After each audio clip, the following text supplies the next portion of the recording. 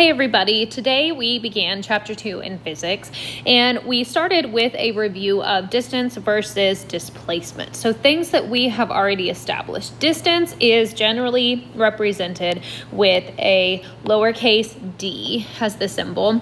It is scalar, which means you only need the magnitude in order to describe it. It's a change in position is the definition. And the SI units for distance would be meters. Displacement is very similar because they both start with D. In fact, they both start with DIS. We needed a different symbol.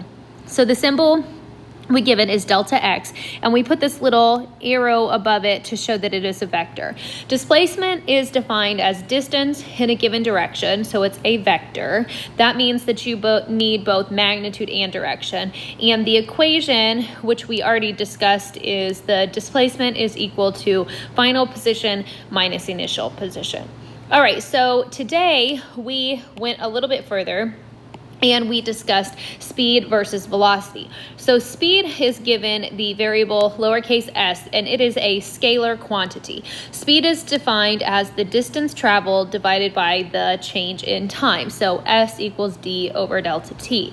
Now, this is a 3-variable equation, and from this point on, I would assume that you would be able to solve for any of the unknown variables given the other two. So for example, if I gave you speed and delta t, I would want to know what distance is. So if I rearrange that equation, distance should be equal to the product of speed times time.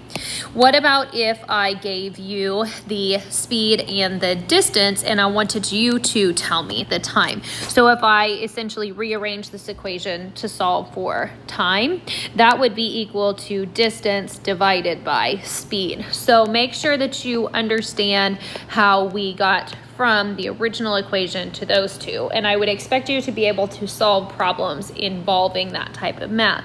Similarly, velocity is a vector, and it is defined as the change in displacement per change in time. A longer version of that same equation is this, because displacement is the same thing as final position minus initial position over change in time. Now, just like we rearranged the speed equations, I would expect you to understand how to rearrange these, or the velocity equation. So displacement is going to be equal to velocity times time, and the change in time would be equal to displacement divided by velocity. All right, so another commonality here is that both speed and velocity will have SI units of meters per second, but when you are answering in velocity, you need to make sure that you assign units. Things that we talked about, directions, things that we talked about, you can give cardinal directions, like north, south, east, west, or you can just use positive or negative to indicate your direction. Another equation that we went over is average speed. Average speed is defined as the total distance divided by the total time. Average speed is really useful because you're not always in a situation where you're going to have the cruise control on and you're traveling at the exact same rate. So let's look at a real life problem of this. So Seth drives 10 miles in 10 minutes. He stops at a stoplight for 2 minutes and then drives 30 miles in 40 minutes. Calculate his average speed in both miles per minute and miles per hour. All right, so average speed, that doesn't stand for save, it's speed sub-average, is going to be equal to the total distance over total time. So if we think about this, in the first portion of his trip, he traveled 10 miles in 10 minutes. Now, in the second portion of the trip, he is stopped at a stoplight for 2 minutes. So he travels 0 miles, but we cannot neglect that portion because it does add on 2 minutes to his travel time. The third piece of this is that he travels 30 miles in 40 minutes. So you add up the numerator, add up the denominator. I have that's going to give you 40 miles in 52 minutes. So divide that out. 40 divided by 52 gives you a speed of approximately 0.77 miles per minute. But miles per minute is not a common unit value for us to use. Let's see how what Seth's speed is in miles per hour, which is our more common unit. So 0.77 miles per minute.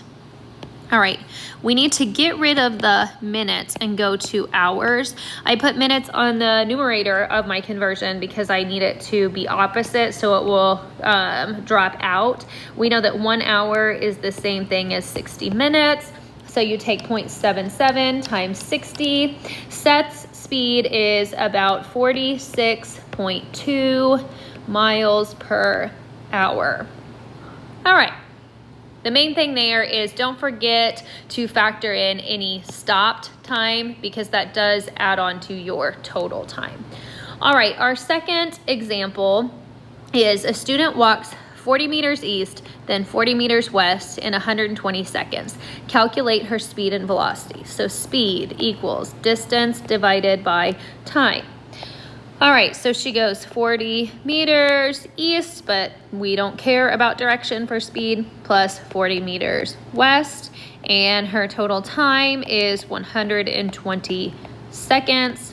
So that gives you 80 meters in 120 seconds. The speed is equal to 0.67 meters per second. Now, displacement is what we have to use for velocity. So velocity is equal to displacement per time. And displacement does care about direction. Generally, we call the easterly direction the positive direction and west to be negative. So if I take a positive 40 meters because she moved 40 meters to the east, and I add on a negative 40 meters because she moved to the west, still in the same 120 seconds, positive 40 plus a negative 40 gives you 0. So her velocity here is equal to 0 meters per second. Our lesson learned here is that velocity and speed for the exact same scenario do not have to agree because direction factors into velocity. Anytime you start and end at the same spot, you should anticipate a displacement of 0 and a velocity of 0. So some common examples, if you are running a lap on the track, if you start and end at the same spot, your displacement is 0. If you're swimming laps and you go down and back, your displacement is 0, your velocity is 0.